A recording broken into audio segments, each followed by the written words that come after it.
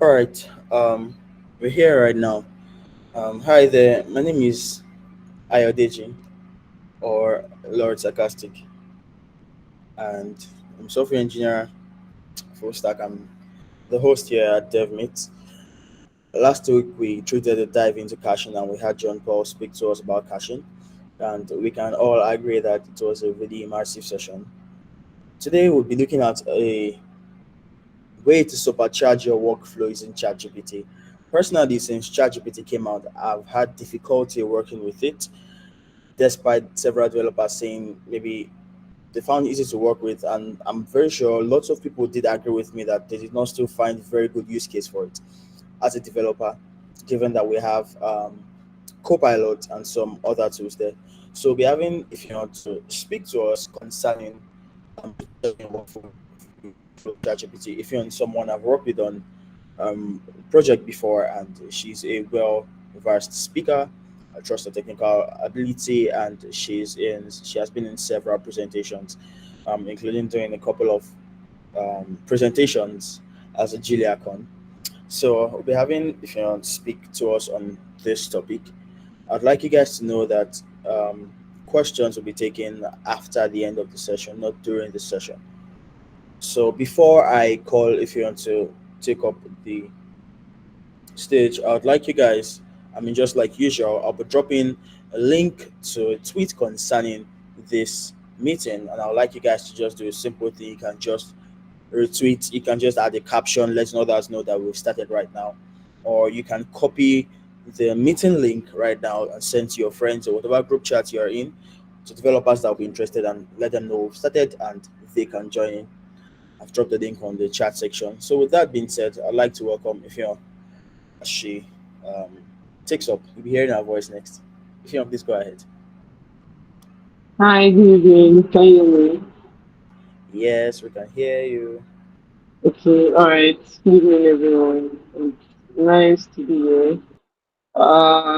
Yes. So I was speaking on supercharging your workflow with Chat GPT, and it sounds like a very common thing that everyone should know, right? But I mean, it's something that a lot of people don't know. So I'll be sharing my screen now. Where is sharing something? So yeah, I hope you can see my screen. Okay, it's showing slideshow. Okay.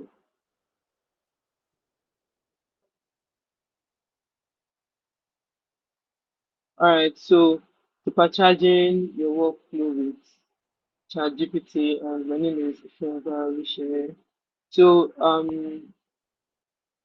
this is what we'll be looking at.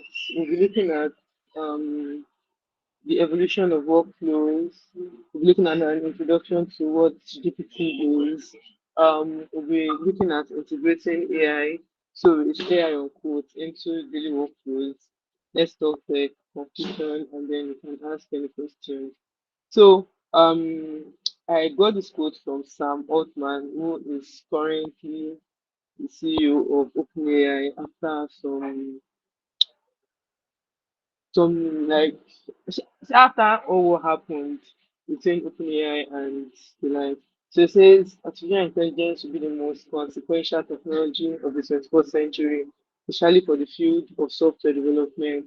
It has the potential to automate, enhance, and fundamentally change the nature of software creation and problem solving. So it's just to portray my point that AI is going to like stay for a while. It's not like some other fields that just comes and go. AI is here to stay. AI is here to, make moves. And as a person, as a developer, it is very good for you to go with the flow so that you are not part of the people that AI will take their jobs. So yeah, meet me. I've said my name before, but what do? I write code and articles. That's some of what I just do basically. Um, yeah. So the first one, the evolution of workflows, right? So before AI tools, the challenges of modern workflows that we find ourselves inside. Prior to AI tools, we used to have like challenges which includes time management and productivity issues. We have information overload. We have decision fatigue from demand bias, and we have challenges in creative processes. So I'll take each and every one of them one by one.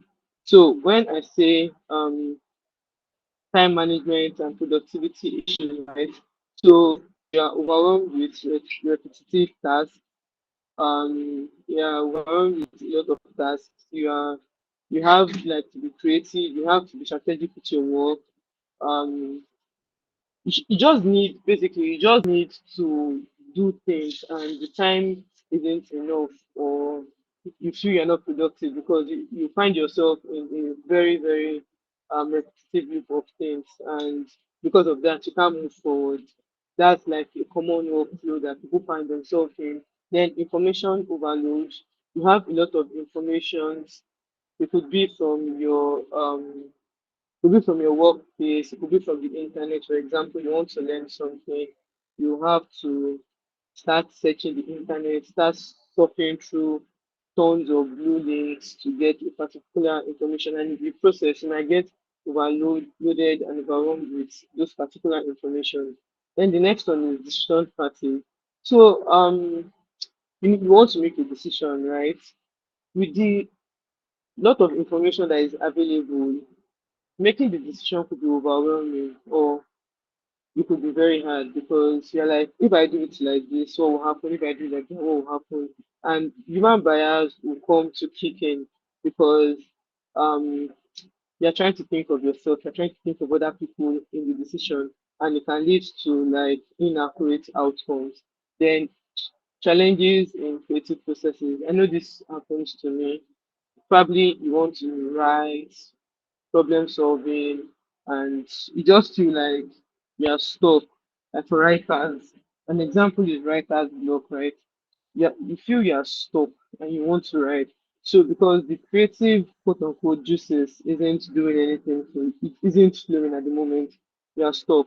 And this can pose as a challenge to just not only you but your work, right? And now after looking at all of this, I want to present to you like yeah, I know everyone knows it, but let's just go along. So introduction, what is ChatGPT? And um all up, I know everyone knows what ChatGPT is about. Yes, before you crucify me in the comments, what is ChatGPT, right?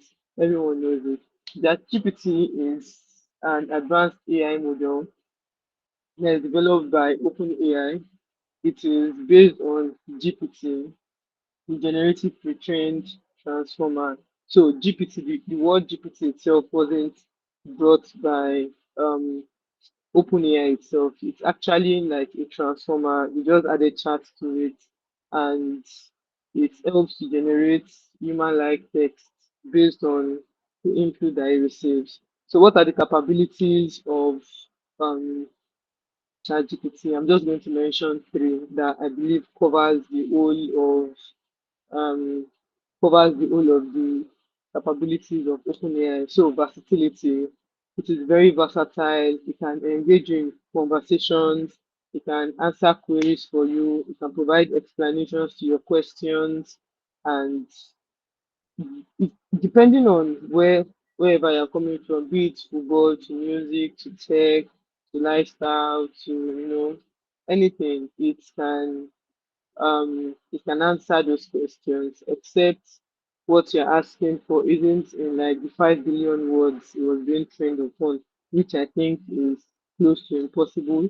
Then adaptability, GPT can be fine-tuned for specific applications, making it very suitable to a range of applications, to a range of industries, so it can adapt to any place you take it to. And lastly, GPT is a natural language understanding, or the capability is natural language understanding and generation. So GPT can understand and generate natural language like how you speak. making it versatile again, like how I mentioned in number one. So it can do things like contextual awareness. When you provide it a context from the beginning, it can carry that context with you throughout the conversation, and it can give you more meaningful interactions based on what you are doing.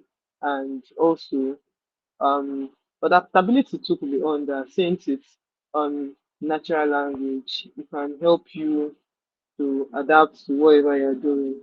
So next slide, integrating AI into daily workflows.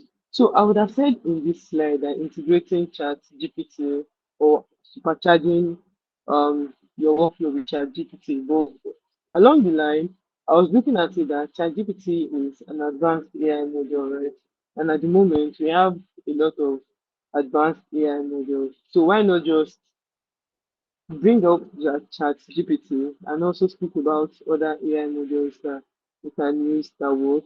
Of course, Chat GPT is still going to like spearhead the conversation, but like there are some things that you can literally integrating in the sense that, or you can carry it into your platform. You can carry GPT into some platforms, right? But there are some platforms like I would say maybe you're using Google Workspace, you might not be able to use GPT inside because um of company related issues. I mean Google and OpenAI, I know this kind of fight, quote unquote.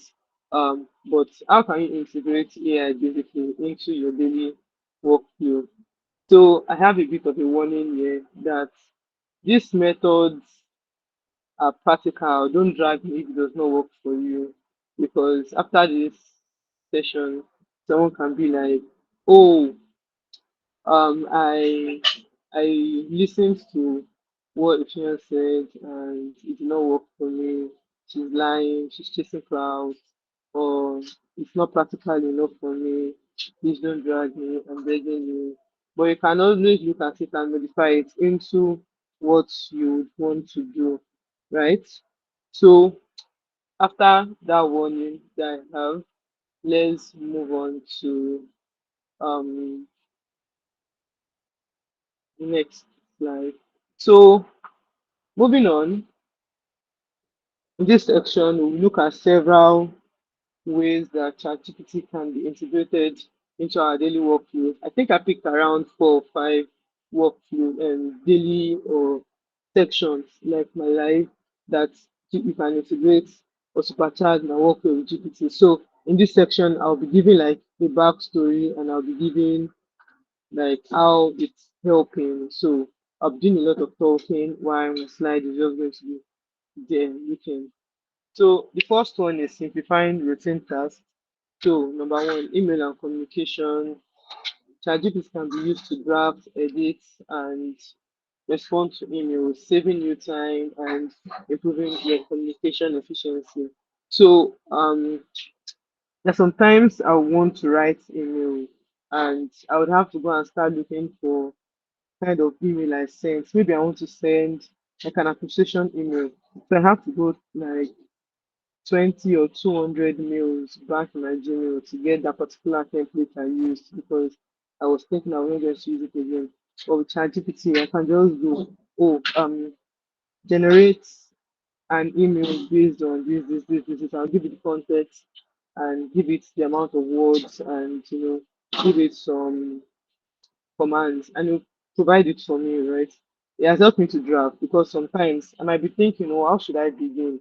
It's not like I'm copying GPT word for word, but I just need something that can give me like an head start on what I should do, right?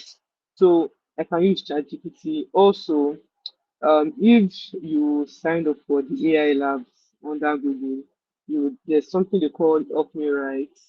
So it helps you to write emails. For example, let's say there's this old email you're meant to reply to, or there's this long email thread, like they're replying, people are sending a lot of messages, and then it's your turn to reply, and you need to reply, but you can't remember what you said. You can just use Help Me Write to generate a response for you and you look through the response, you pick what you want, you edit it to your taste, and you can reply the email.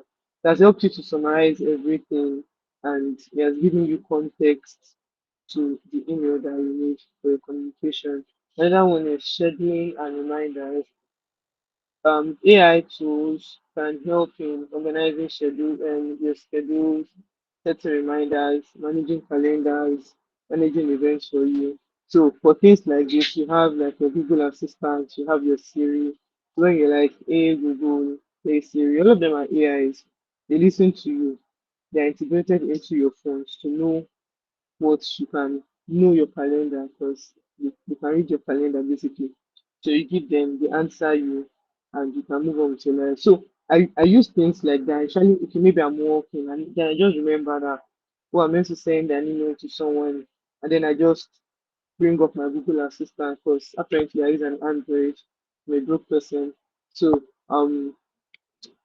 I just like, oh, set a reminder for me or set a task for me, and I'm moving on with my life, right? I don't allow that like to conflict with other things I'm doing. The next one, enhancing creativity and content creation. So document drafting. GPT can help in creating initial drafts or providing suggestions for improvement, speeding up the writing process. So this one is something I can relate to. Like I said in my introduction or introductory slides, I write articles, right? And a major blocker for me while or before I write article is how do I want to begin or what should be the outline for this article. So I'm always spending like hours scrolling over the net, looking, okay, this person did their own. Person did A, B, Z, and F, and this other person is doing G, this. Or maybe I can, take one or two, their own, merge it to my own and do it. But when with GPT, I can just ask it that she generate an outline for me or tell me a possible outcome of an outline. Okay, I want to write on how to deploy a Django web application to Heroku. What's what will be the outline of the article? So it gives me heads up on how to write. So I'm like, oh yeah, this can work, this can work, this can work, this cannot work. I bring it together, I start writing. So the first 3 hours that I'm meant to use to write or to look for um those article headings or the article outline, GPT has spent 2 seconds, 1 second, 1 minute to come up with an initial outline, and I can follow from there and I can write. And I'm not saying this should be your cue that, oh, let me use GPT to generate everything. GPT will give you like an heads up and you can do what you want to do. Another one is creative writing and brainstorming. You can serve as a brainstorming partner when you need like ideas for creative projects, campaigns, problem solving. So um, this happened to me last week. So I was meant to write descriptions for some products that I was setting up, and I did not know what to write. So I went to GPT and I told it that, oh, this is my product, this is what I have, this is what I have. That I come up with catchy descriptions for me, and then GPT gave me a lot of descriptions, and I read through it, and I picked it, and then I tweaked it, and then I used it. So when people see it, someone saw it, they like, oh, they like the porn that I used in it, and I'm like, oh, thank you. I mean, that was a marketing strategy that I wanted to get people to do something. I mean, so I mean, if I was thinking, I could have eventually thought of it, but why spend 20 hours thinking of something when GPT can help you to do it in a minute or less? I mean, with that, I was able to round up or wrap up that particular thing that I was doing, and I was able to move on to other tasks that were urgent. So you can see how it like helped me move up or move over the particular task that I had to move into important tasks. Because at that moment, the description thing was of low priority, but they needed it to be done, and I needed to move to um like better stuff. So I mean, That's one thing. And I move on to what I want to do. So you can enhance your creativity, you can help in content creation. The first one was simplifying your routine tasks. So now before I move on, um we require prompt engineering to get the best out of AI tools like GPT, BARD, Perplexity, you name all the NLP based GPT. You require prompt engineering to get the best out of them. I think this is the part where I pause, right? Not sarcastic. If you want to say anything.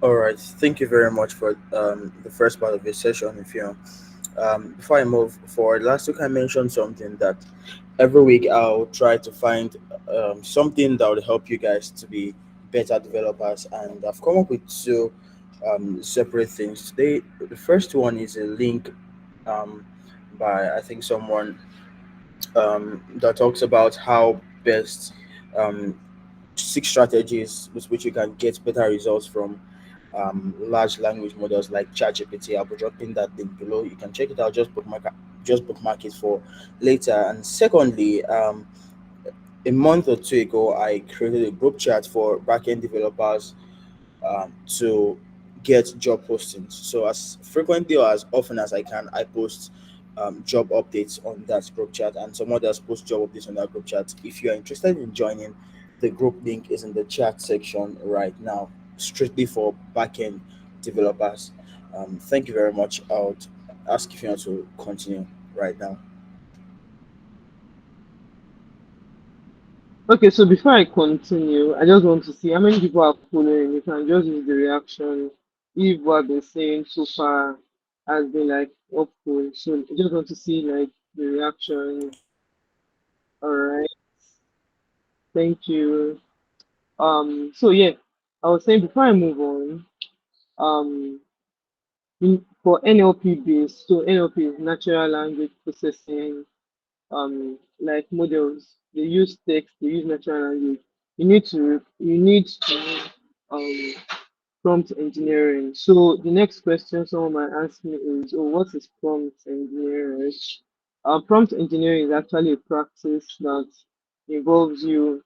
So I have a lot of things on my text, but basically prompt engineering is a way of you crafting your prompts. So prompt is like a text. For example, um, like how the sarcastic told you, oh, I can start. So him telling me that, oh, continue, right? That's a prompt, and um it's prompted me. Sorry for the um English, like I'm repeating the same English. So it prompted me to continue, right? And I continued. So that's the prompt. So I'm carefully crafting my prompts that I want to use to effectively communicate the AI with the AI. So, for example, let's say I want to give someone money and to go and buy something, and I just say, "Oh, go downstairs, go and buy bread." That's a prompt. But I want a particular type of bread, and I do not tell the person, "Oh, I want sliced bread, I want brown bread, I want wheat bread or something," right? Um, that is a very poor prompt I give the person. But when I say, "Oh, take this money, go downstairs, go to 2 shops after this house, ask for brown bread," that's a very right prompt, right? So those are the things to prompt engineering. You say that some people might be like, oh, ChatGPT is giving me wrong or is giving me like half-baked information. Well, I'm not saying ChatGPT is perfect, right? But there are sometimes it could be a problem on the side when you don't give it proper prompt. So when you want to make out the most of NLP-based models like ChatGPT, you have to be clear and precise. Um, like the example I gave you, oh, go downstairs, go to my left, 2 shops after this house, ask for brown bread. I was clear that the person should look for 2 shops after the house and you will see the shop, right? And I was precise. Then add context and examples. So maybe after I tell the person, oh, go to the shop, And I'll not tell the person, oh, if you see, for example, I'll tell you, oh, an example of brown bread is a bread that's colored brown, right? That's the kind of bread I'm asking you to give. So I've added an example for the person in case the person doesn't know what brown is. I can give the person an example of color brown that the person can use to get me my brown bread. And also, um, lastly, give the model feedback and iterate. So there's nothing wrong with you telling the model that what he gave you is not right, and then you iterate. So now using that bread example, now the person comes back, but the person comes back after everything I've given the person. The person now comes back and tell me that, oh, there is white bread or there is wheat bread or something, and I'm like, oh, thanks for that's the feedback from the person, and I'm like, since I'm hungry and I need to eat, let me iterate. Okay, all right, there's white bread, right? Get me white bread. And if there's no white bread, get me standing. And then I start giving options and I'm iterating like that for the person so that the person will be left with an option to get me my bread. So I was clear at the beginning, I was precise. I added examples and I was iterating. So those are like the three basic things that you give your NLP based model for prompts and it should work properly. So next one, enhancing. So now we're still looking at integrating AI into your daily workflow. So enhancing learning and development, training and education, you can use it for training purposes, you can use it to ask and answer questions relating to various subjects and skills. And you can see in brackets I said double check when done. So it's not the one that, oh, GPT is telling me 2 plus 2 is 5, and I just carry it. You should always try to check the information coming out of GPT. Like I said, it's not always 100% right. Sometimes it hallucinates, right? And when you hallucinate, it just gives you things out of the box. So for you to be double sure that what is giving you is right, always double check when done, except you know the reply that you're expecting from it. If it is not it, you check the research. He has just done his part on bringing you quick information to do your part as a human being to verify. Then personalized learning assistance. So as GPT right now, you can add some context to your profile, right? So with that, it give you personalized or personalized learning path where you can learn, you can ask you questions, and based on the context that you provided, it's going to give you answers based on that particular let's give you questions or reply based on that particular context that you've given it. So searching, and this is like my favorite part of using chat GPT, to be honest. This is what I use it for mostly. So researching, um quick information retrieval. Let me just say chat GPT can swiftly go through vast amount of data, providing quick answers for research queries. So for example, let's say I want to start researching on what Web5 is or what blockchain is about or something, and I have zero clue. I can ask GPT for chat GPT for it, and with the amount of knowledge it has, it can give me quick answers. So I just need broad information. It's not like I'm asking it for an exact thing. So just asking it, oh, what is blockchain? And then it gives me an answer. From that, I can start building my um start building my research on what I'm asking it for. So, or let's say I want to ask it for a particular question, and I want to quickly retrieve an information that I need. So with GPT, I can just quickly ask and it gives me. Then expanding your research horizons. So for example, um, I want to. Let's say I'm done with a particular research, right? I'm still on the blockchain, I'm done with blockchain and I've written everything I know about it. So I want to ask GPT that, oh, um, am I done with this, or is there something left, or is there an approach I can take? So GPT can tell me, oh, okay, from this part that you've done, from this part that you've done, um, let's say you are presenting to a non-technical audience. This is how this part can be approached. So it's giving me a more, let's say, yes, a broader view on my research, a broader view on what I have as a person. So it's not just like replying, but it's giving you like ideas on how to expand your research, and which in turn can give you more ideas. So identifying gaps. So it can point out areas where information is lacking, or maybe where further research might be beneficial. So back on my blockchain example. So I have given I have finished writing my article, and then I now copy it and I paste it, or I copy the outline that I have, and then I forgot to write like networks or maybe networking and blockchain. And then I put it in GPT, and then I ask it that I should identify a gap or what else is needed to be added. Then GPT can be like, oh, um, great outline, but there are some things you can add. And then I look at the things it's listing out for me, and I'm like, oh yeah, true, that is something that I could add that can be beneficial to my audience. And probably this part is where I can do further research. Maybe I'm writing on networks, or I'm still writing on how to build my own blockchain, but I was not explanatory enough. But with the ideas on GPT, I can write something more explanatory.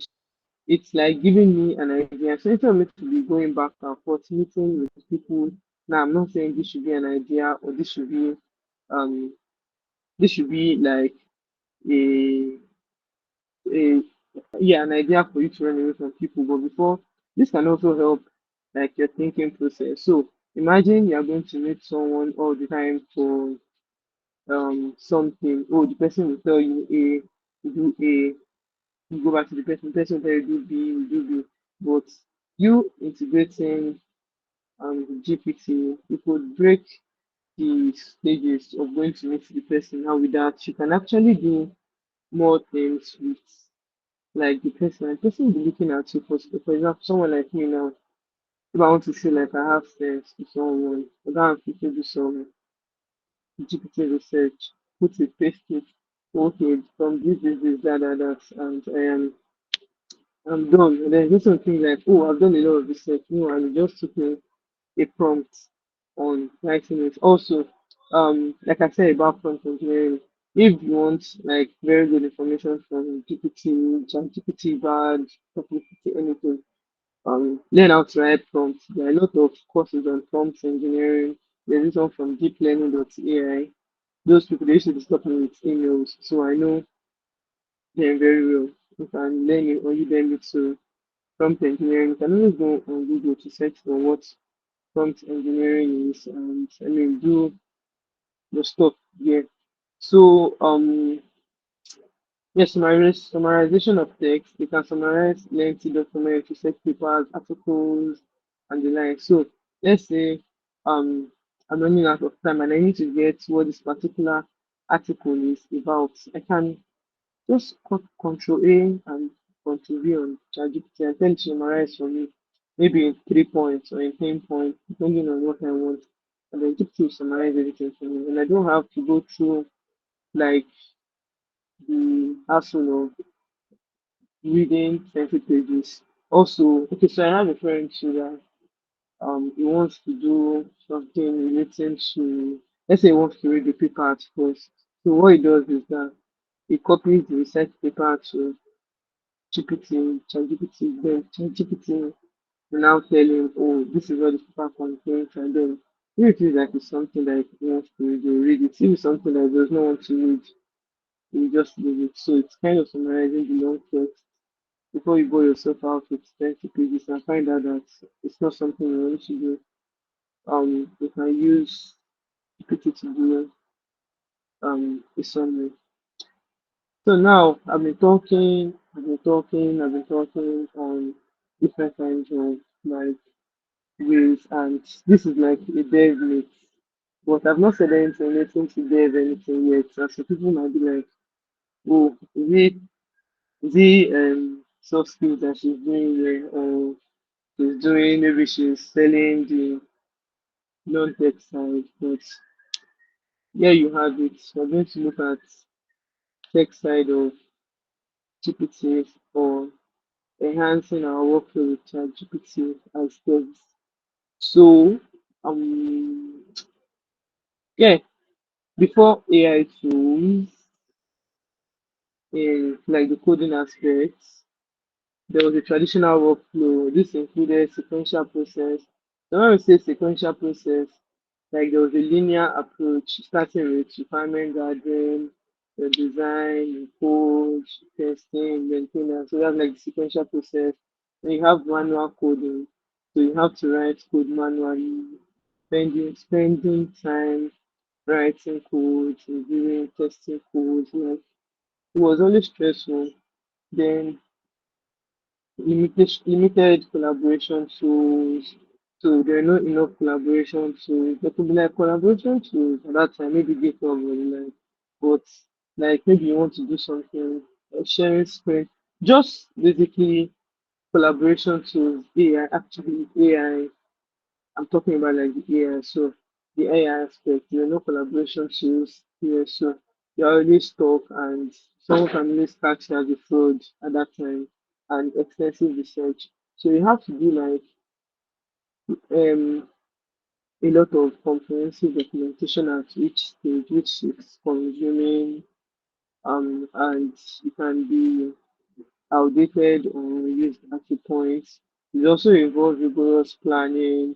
You have things like debugging and error resolution. So when you are debugging, it takes a lot of time, like without AI tools. I mean, you have linkers that will help you, but it's not everything that your linker might see. AI tools are there to help you.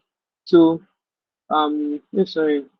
So now with respect to software development, how can AI to help you? So you have assistance in coding, things like um code generation and suggestion. ChatGPT can help you to generate code snippets, suggest improvements. So let's say they ask you as a piece of work to print numbers from 1 to 100 and then 500 and then say print 1, print 2, print 3, print 4, up to print 100. I mean, who does that? But you now copy the code and paste it on ChatGPT or maybe an AI to like Cody, Copilot, Tab9 and the like. Now put it there and then now tells you that, oh, you can write a function or you can use a for loop. And then you're like, oh, wow, this is actually true. And it makes your code more efficient so they don't see you writing 100 lines of code just because you want to print 1 to 100.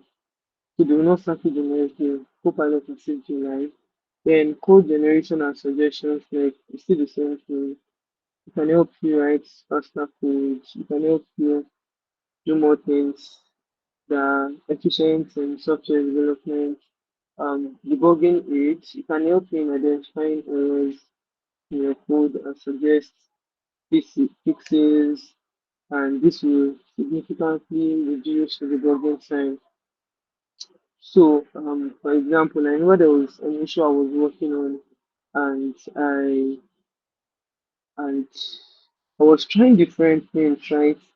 I was trying different kinds of code, different kind of functions. Thing was not working, and then I copied my code to I think bad, and I copied my I copied my error, and then it gave me a particular function that I've never seen in my life, and then I used it and it worked. So what could have taken me 2, 3 hours, 4 hours, 2 days, me meeting with people, them doing their own context understanding, coming back to me to tell me they cannot find it. And I'm going to meet another person, and that person will eventually write the code that is the function in what I'm writing and go back and forth. And doesn't just make any sense. It helped me to debug what I was doing and it saved my life.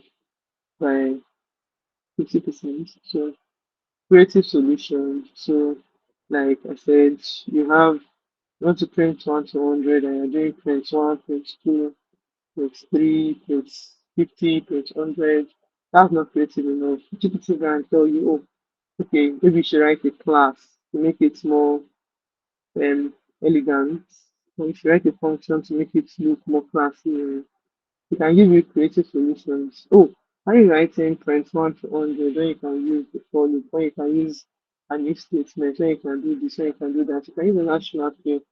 So your solutions aren't just looking so big. You can use GPT to make it look so nice, right? So now this does not mean you should just be copying and pasting everything inside GPT. And you should be giving your code. It's not good because at the end of the day, you might not know when you lose touch of what you are doing, and you also like lose understanding of what you're doing. So GPT can take you to his own world, and at the end of the day, you're confused and you can't trace your steps anymore. So, but using it as an assistant or an assistant, what you're doing is way more better. Then research assistance.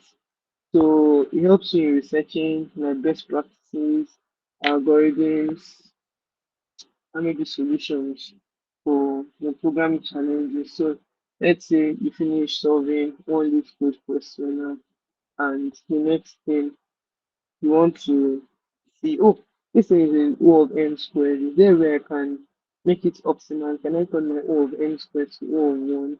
Can I reduce my space to O of n? Then you ask it, oh, there where I can do this, and then GPT can give you, maybe you finish thinking of everything you can do. So GPT can give you like assistance, or maybe you can look for best practices and how to start a project. You've been seeing different things around, but you just want to be sure.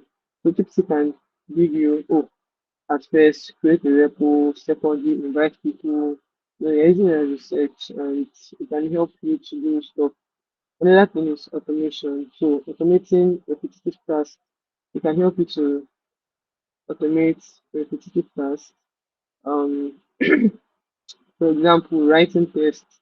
Writing tests can be so boring. Like, I can relate. I'm literally writing, let's say the same thing, 200 lines, 300 lines. Can't can't I just find something that can just write the test for me, right? So what you can do is you can just get GPT, or you can get Copilot to like write all the tests for you. I mean, it's test. I know Copilot excels in writing very good tests for me personally. I don't know for you. Like I said at the beginning of my slide, this is a practical thing that has worked for me. So maybe if it's not writing it for you, Copilot, I'm sorry, but maybe you should try and beg it or something. So, but I know that repetitive tasks like tests, maybe automating your tests, Copilot, GPT, any AI tool can help you with it, and you can get fast and over it, right? So, conclusion, is this a conclusion? Yeah, I think so. ChatGPT's impact on modern workflows is just two. With ChatGPT in your workflow, it makes you efficient, number one. Number two, it saves time. So these are two things. Time is money. Well, I don't know for you, but for me, time is money. And I don't like wasting time. And it makes you more efficient. So you feel at the top of your game while you're attending to more complex tasks when your medium to low priority tasks are being solved by GPT. And then you can focus more brain power on tasks that are actually engaging, not oh, they asked me to do this one, I'm trying to do it. But now you have more time to like look forward to doing something better. So one more thing before I wrap up, use AI responsibly. So be like, oh, and I am I'm using GPT to generate everything I'm doing. Am I using it responsibly? That's the question to ask yourself. So we have six pillars of AI, and this is something that you should look out for when you're using ChatGPT. Am I really using it responsibly? The first one is transparent. Your AI system should be transparent in their operations. Is the AI system is it transparent enough for me? Hope it's not hiding something. Number two, fairness. Um, am I being fair on it? Am I introducing some discriminatory properties to it, like oh, remove guys, remove girls. You should be more biased on this gender. You should be more biased on this race, age, any characteristics that could bring bias around. Am I using ChatGPT or am I using any AI tool to do that? The question to ask yourself. Accountability. Can I be accountable for what I'm using my ChatGPT or my AI tool to do? Um, Privacy and security. As funny as it might look like, some people used to paste their code, their API key and the likes on the name of finding solution to their problem on GPT. You should try when you are using your AI to always try to remove things that are private and things that are secured from yourself to um the AI system. You can provide it with when you are looking at private things that private, you can remove or you can rather remove those things and give it maybe a little bit of context and you will understand that it's an API key and then you remove from it. But like, am I using it? Am I as I'm using it? And is it secured for me? Hope is not the one who's going to go and carry this API key that I'm giving it and it's going to give someone else in their response and it's going to lead to problems. Then beneficiaries. Are you using it for good? Are you using it to contribute positively to the society? That's the pillar of AI. And lastly, non-maleficent. So um, you should not use it to harm users. You should not use it to come up with evil thoughts against someone, against society. Developers should be vigilant to prevent like the negative consequences. When the AI is hallucinating and giving you some wrong things, you shut it down, you try to report it. Those are the ways you can help AI to be for good in the society. And I think that's the end. So thank you very much. Questions, celebrating questions. Yeah. Um, Thank you for your wonderful presentation. I have a question that's been burning in my mind, and I'd like to know what is your take on ChatGPT against Stack Overflow when it comes to debugging?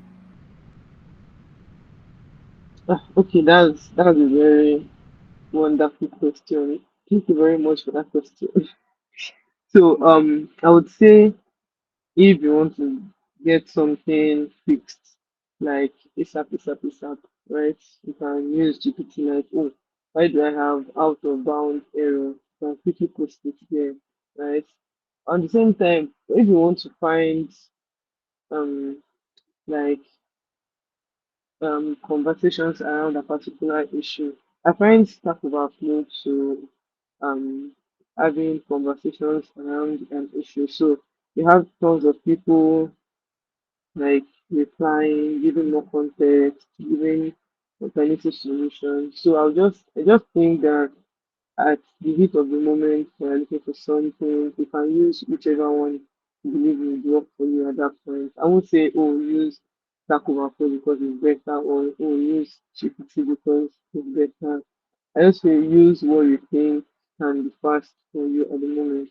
But sometimes I would say you should use Stack Overflow because in as much as the AI will give you direct solution, you going over Stack Overflow, you could see different solutions. You could see like more related questions and from there you could build your if you are curious, you can start building like maybe some interest in what is being asked than the AI that will just give you a particular answer and then you're done with it. So I don't know anyone that works for you basically. All right, thank you very much.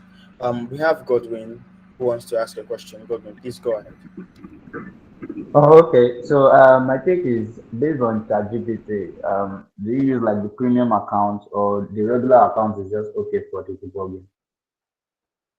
Oh, I use both for debugging. I use both 3.5 and I use 4.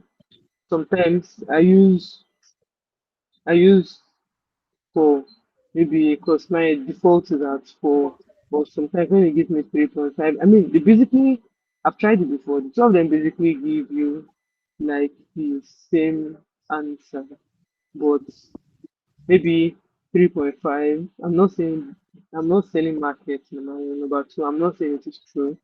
But maybe 3.5 will get it like maybe after the second prompt.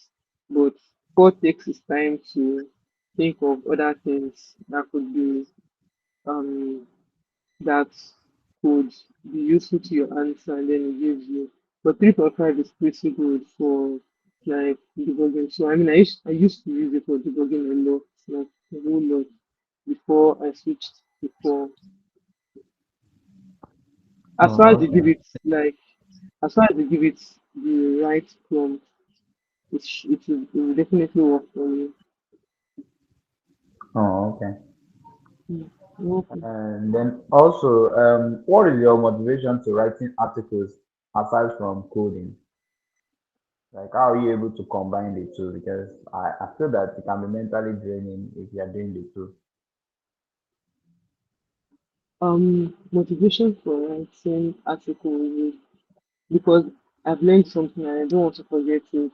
So I just use an article and basically I write articles for myself. Not like I'm writing it for yes, the public will read it, but it's basically for myself because oh I want to understand or I just learned something and I don't want it to be I don't want to forget it. I don't want to put it in my journal or my notes. It should be somewhere in the public so that anytime I'm looking for it, I can always find it on the internet and it's easily accessible and I don't need to be copying and pasting something for everyone. So when I learn something and it seems hard, I write about it. So that's like a motivation. Oh, okay. All right, thank you for that, Godwin. Do we have any other questions from anyone? All right, so we have a question here.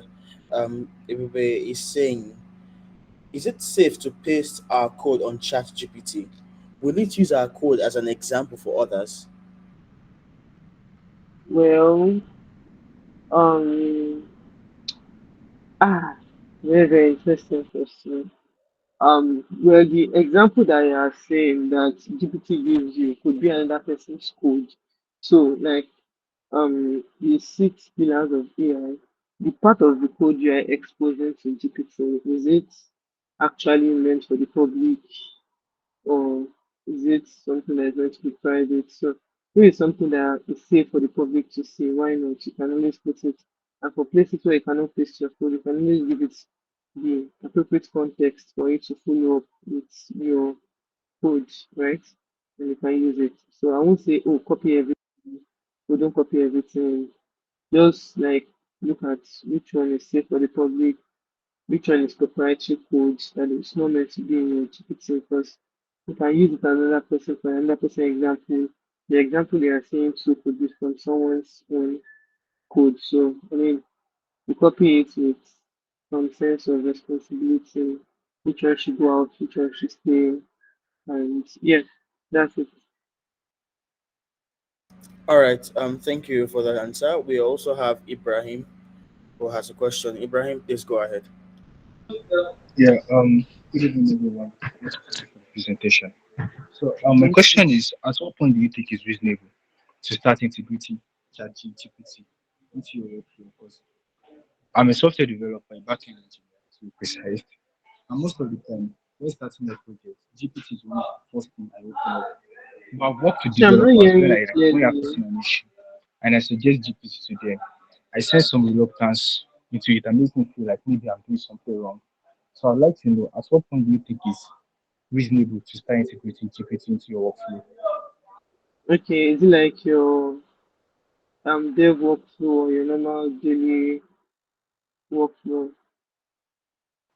Yeah, DevOps and writing code and all. Well, if you need something to be done fast, I think you can always integrate it.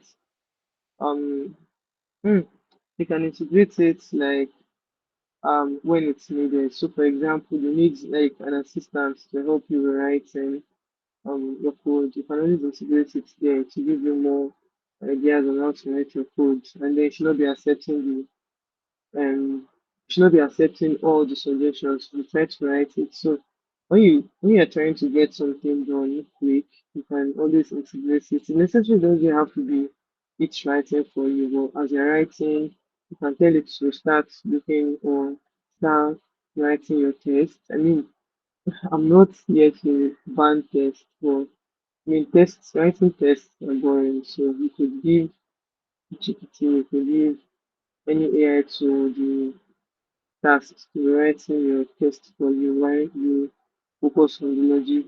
I mean, basically, you can integrate it whenever you feel the need to. So, do you feel you need to integrate it at the beginning or at the end of your workflow? May I say at the beginning so that you can have a very smooth workflow and you can finish on time, please. How are you doing one thing for 2, 3 hours, 4 hours? So, yeah, that's All it. right. Yeah. All right. Thank you very much, for the answers to the questions. Do we have any more questions before we go ahead? All right. So, in the absence of any questions, thank you very much, for today's session. And I'd like to also especially thank those who asked questions in today's session.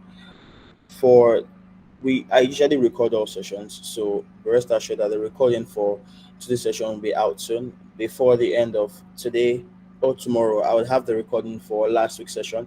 I'll dive into caching ready, and I'll get that out on the Twitter page. If you would want to get the slides for today's meeting, you can click on the link that I just dropped in the chat section. There you see details on today's meeting and slides. I would also visit data with resources that if you'll be giving me concerning make supercharging your workflow with Chat GPT. Also, I'd like to reiterate on several things I've mentioned today. First of all, is that we have a Twitter account or X.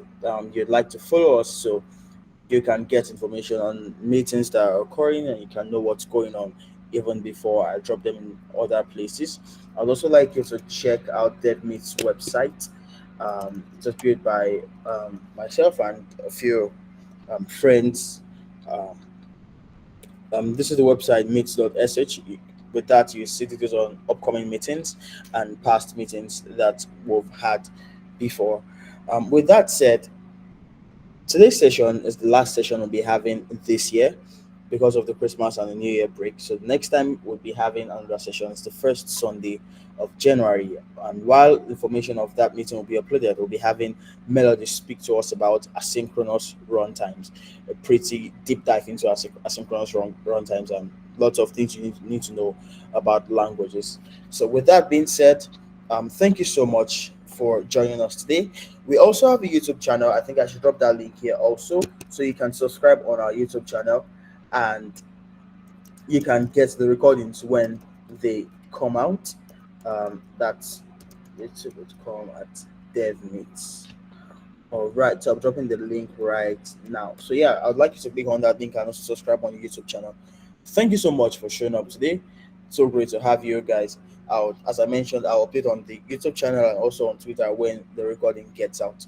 Um, all right. With that said, I'd like you guys to have a nice day and a nice week ahead. Eat well, sleep well, rest well. Tomorrow is Monday. Bye.